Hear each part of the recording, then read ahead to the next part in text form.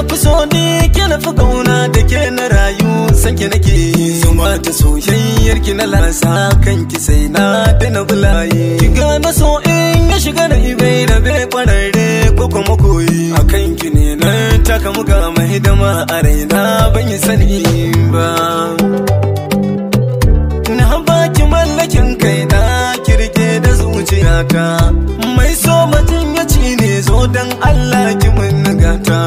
in kauna na baki gamke zo dan Allah ki mun nagata in baki hakuri na ba shakka sai ya kai ni magabarta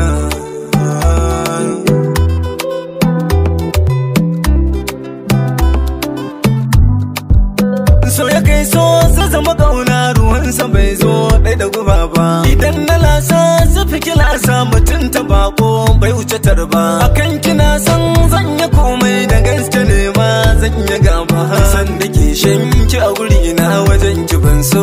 ni ya raba zinariya a mata duk wata abin ta kai ki komai ba in ga gidan da ni ban ga abin da zai tashi hankali na ba idan na yi rashin ganin ki dare daya ba za na iya barci ba idan na yi wuni guda ban ganki ba za na boye kunci ba in har muna a tare da ke ban so na ji batu na ban kwana na shiga ƙoramar jin daɗi in har kina a dama na tilas ganin mu tilas barin mu ba bai tare fitar rana ina ji da ke komai zan sai da ke komai za a ce in ni banya da ke da sabin ki yar uwa to ni na tsallake a raina mun ce in zauna da ke rai ba batun sukuni sai in na ganki dam da dama na ba kyautar da za a ban ba ta ki ba in rike da hannuna so bai gane kara kullum mai shi yake wasar kulle su saka yake a rai tamkar da gizo-gizo ganin sa zai bulle so wataran ya saka kuka wataran so sai ya saka kai tsalle dore so ki ban kulawa san ki a raina yake ta malele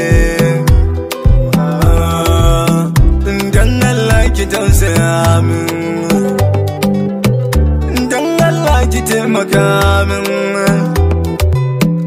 san kyare na gaye mun